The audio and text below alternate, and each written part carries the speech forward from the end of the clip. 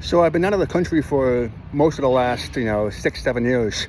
And I came back to the United States because I wanted to see how Germany in the 1930s became Germany in the 1940s. And so I think I've got the answer. You're going to have to bear with me, though. Ultimately, the answer comes down to a few things. It's a bit complex, but I'll try to summarize it. Number one, strong supply chains. Number two, some sort of financial imbalance. And then number three would be exclusion. Typically speaking, we think of exclusion as poverty, and that's really only one subsection of exclusion. So we got those three: supply chain, strong. I'll explain that. But let's explain it now. I am in a neighborhood that is unremarkable, and it is one of the richest neighborhoods in the entire country. And I'm walking on effectively damaged concrete pavement, and we'll look over here. Again, damaged. So government's not, this is a smaller city, by the way. It's even worse in the larger city next door. So you can see right away it's strange, right? Like, how do you end up with all these cracks that for the most part you would expect to see somewhere in a developing country like the Philippines? And again, the answer actually goes down to what I talked about. Strong supply chains make, despite all these inefficiencies, because you can actually go down the street and get basically whatever you want. Especially now, that's moved from retail into online. So it's even easier now. So you can get whatever you want because you have strong supply chains. That means technology is working on some level because you're able to access whatever you want to access. That's not true in most parts of the world. People don't get that. And that's also important because if you have a supply chain that's strong, it also means you can get food for the people who need it. And that explains why I go into a grocery store in the United States and I can get really anything I want. From Italy, you can choose anything. It is one of the most remarkable things about being here. Not necessarily going to be, the fruits won't necessarily be as fresh as the ones you can get off a tree in Indonesia, but it's still there. In contrast, you go to a grocery store in Indonesia, 6-7 years ago, I couldn't get just basically a workable version of a disposable razor. That's how bad it was. I mean, you think, what's the one thing you need in a 7-Eleven, Indomart, Indomaret, or Alphamart? It would be razors. And again, it's not that they can't make it. It's that you have to have a supply chain that sort of makes sure that whatever manufacturing processes are in place actually get to where they need to go. So even though we just talked about how it's quite strange, there's nothing remarkable about the city.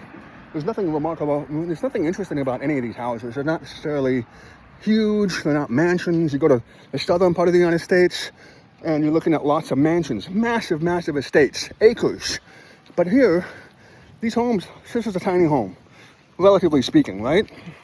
It also looks a bit older to me. If you look at one thing you want to look for is not only the foundation, but the rooftop. The roof looks like it's not brand new, but it doesn't look, it's okay, but it's still about $1 million minimum. So that is, again, that goes to the second part, which is financial, effectively, not inequality, but imbalances. There's no reason why that house or any of these houses, I mean, look at this one. This is kind of cute, but I don't know if that's a brick facade. There's no reason why these houses should be that expensive. Except that you have a strong supply chain, and it's not a coincidence that we have most of the major trillion-dollar cap technology companies in this neighborhood. NVIDIA, which is the biggest one, is in this city. Now think about that for a second. You've got a trillion-dollar corporation, the biggest one, the fastest-growing one in recent history, and effectively what you're dealing with is you can't even get proper sidewalks. And look at the car over here. Old cars and everything else. So when you look at this, you're looking at financial imbalance. That, of course, means that there's some sort of dislocation. Look at essential services like education. The law school I went to across the street when I was going there was $20,000 a year. I thought that was an astronomical sum. Now I think it's 3 times that price. in just 20 years.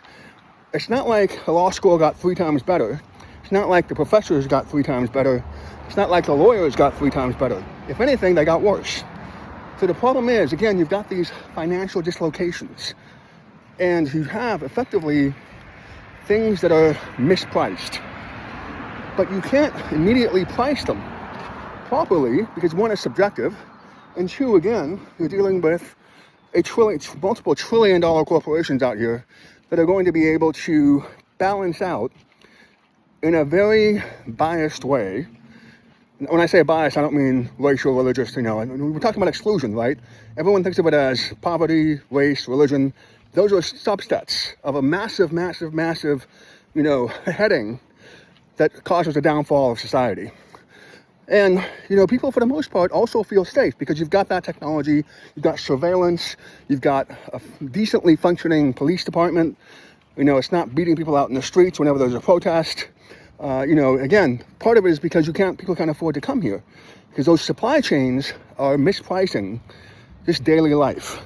So we saw an old car back there, got a brand new car over here. And that's actually what makes the United States an interesting place.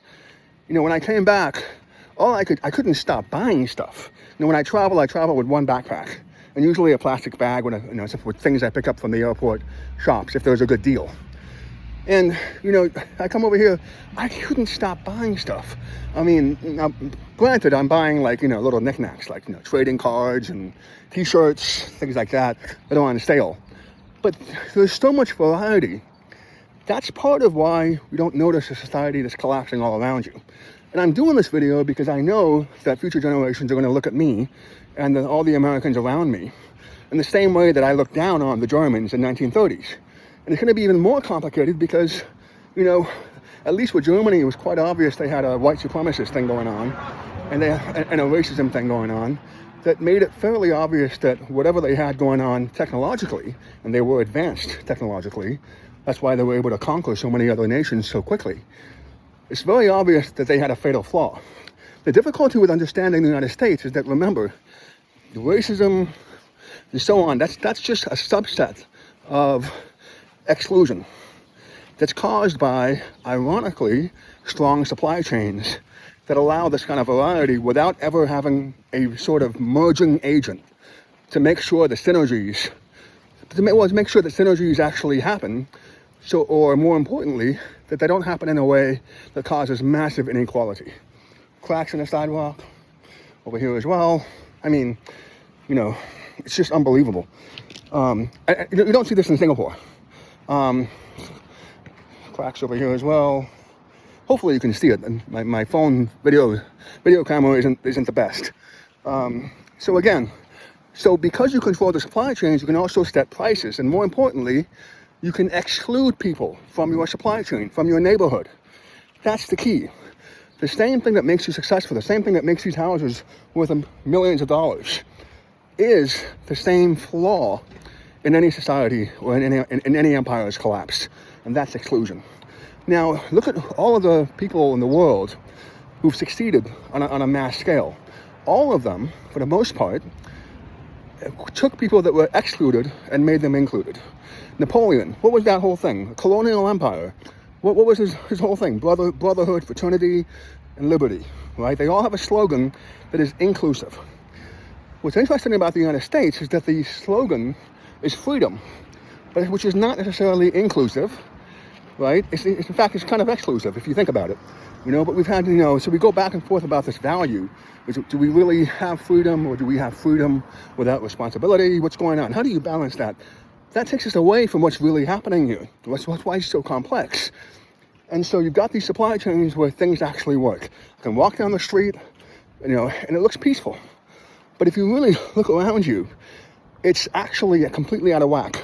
There's no reason why these houses that are small, or these businesses that are surrounded by ordinary businesses that you can find anywhere in the world, restaurants. Looks like, actually, this is an empty building. Another sign of some sort of financial dislocation. I'll walk over here. So at some point, these cracks start to appear, not just in the pavement, not just in the street, but in whatever really is the old economy, because these supply chains are going to leave people out. So whatever this business was, it probably didn't have an advantage, or it got lost in whatever upgrade the supply chain had, says for lease, and wasn't able to adapt. And so you've got these, so you have to have, and this is what politics is supposed to be. You have a politician that's supposed to care about people in a way that's not exclusionary. Again, we know very quickly why the Germans failed. Overt exclusion doesn't work. What's interesting about the United States is we have so many slogans. Like over here, I talked about inclusion. These guys have a sign in front of their door that's very inclusive. Love is love, kindness is everything, pro-immigration, and so on and so forth. So the other thing that happens is as these cracks appear, and it's next door, by the way, probably not a coincidence, right? Next door to the building that is empty, the commercial building. So the louder the dislocations get, the more people try to compensate, but they can't compensate in any way that affects the strong supply chain or the technology company. Whatever that sign says is not going to have any impact on what NVIDIA or Google or Apple do. And that's the problem. So those voices get louder, but it doesn't necessarily change anything around them. So people start to get louder, and that's when politics fails, because then the other side gets louder as well. And eventually over time, because no one's actually fixing the problem because they can't. And number two, it's not a problem because a strong supply chain is a good thing. If you have proper politicians and corporate leaders behind them, trying to get those synergies. So in a nutshell, I try to make this as fast as possible because I spent 7 months over here. That's a long time for me to be in one place. So it's, last time I was here was back in law school, which was, 3-4 years. And so ultimately, and by the way, the neighborhood hasn't changed that much. So all these prices went up. The businesses that I was around me, that I saw every day, the Hungry Hound, just like a hamburger shop, they're still there. Even the sign is the same, but the prices on the menu went up. So again, you've got these strong supply chains. You have some sort of moving agent that just doesn't really create synergies because the leaders either don't care or care about other things, trying to quiet the loudness that's going on with the signs and the pro, whatever, and the opposition, whatever, and so on and so forth. So what ends up happening is that exclusion is what Napoleon took advantage of, which the Prophet Muhammad took advantage of, because he was surrounded by slaves that were being mistreated. So what's he do? His foundational philosophy is no slavery. Not a coincidence, right? Of course, he was an orphan. So again, he actually meant it. He was an orphan, he actually, freed a slave who was African right off the bat. He was given refuge by Abyssinian Christians in what is now modern day Ethiopia, so on and so forth. So you're looking at all these things, then in many cases you're looking at some form of luck, right? It was luck that the pre-Islamic Arabs didn't kill the Prophet Muhammad. He could have been killed. Other people were killed close to him. It was luck on some level. But again, at some point you have these supply chains and people get excluded, including myself. The advantage is because I've always been global in a sense. I was traveling for quite some time ever since I was a kid. When I was in law school, I had a semester abroad in summer session in Singapore. I went earlier so I could really get to know the country. And at the time I went, Singapore was a developing country. Nobody wanted to go there. Everyone wanted to go to Hong Kong. Now everyone wants to go to Singapore. So these dislocations change quite a bit, but it's not accidental. There's some luck, but it's not accidental that you can tell right away that the leaders in Singapore are better and continue to be better than the leaders in Hong Kong. You can just look at it and see. You can also see here, hopefully by now you can see what's happening, right? Ultimately, things seem to work, but not really. There's so many dislocations everywhere. Look at this mess. But you don't notice it because you're just walking, the weather is nice, and so on and so forth. And you've got a nice community center over here. But there's no question that when all these people who are excluded, particularly in a democracy where some leader that doesn't care can rile them up, you start to see how that eventually becomes some form of further exclusion, right? You have exclusion creating, other exclusions. So whoever's left out, in this case it was non-college educated white men in the United States, they vote for somebody who, again, is not racist actually. He's not sexist. He promoted, if you look at his contractors and so on, I think it was one of the few people in New York who had a female head contractor or foreman. It's even called a foreman. That's how sexist the whole industry is. But he was actually somebody who I think appointed a Latina female, one of the few ones. And so that's the other thing, is that these people who they try to, since they, I don't know, pretend to care or whatnot, they do try to respond on some level because it's profitable, right? If someone else is doing something that's angering somebody else, you want them to move in. It's profitable to do something different sometimes. And that's, I think, what happened with Trump, is that he went all the way to the top, and now you're dealing with more exclusions. And the way they used to exclude people now is basically pricing. But now it's changing, and you've got so many other things going on that go beyond the scope of what we just talked about. But I hope you understand that, because I did this video because there are no videos from Germans in Germany, right? And talking about these sorts of things in a nonpartisan way. And I think that's where we got a bit lucky, right? Is that if your value is freedom, then you've got to at least look like, you've got to at least let people do these sorts of things, take the videos and so on. You got to, have to have the appearance of that. Otherwise, the whole thing collapses, right? And so that's probably why I'm able to do this video now. And if I were Jewish in Germany in 1935, I wouldn't be able to do it. Whereas I can do it here. And so I suppose that's where you can probably say, well, maybe this is a good thing to have freedom as a value, as opposed to, say, Singaporean stability. And of course, they actually do have diversity as, a value as well. They just don't shout it out from the rooftops. So hopefully that explains it, a little bit more easily for you. Not gonna get this in an academic lecture. There are really only a few people that understand anything going on right now. One of them is Mearsheimer, he's an academic. The other one is Jeffrey Sachs, an academic. I haven't seen anybody else, except for the founder of Ben & Jerry's, Cohen, who really kind of understands what's going on. But he just had an interview with a Muslim, kind of ex-comedian. So you can see how you've got people who are sort of going around and, trying to do the best they can. And maybe that's all we can really do in the end.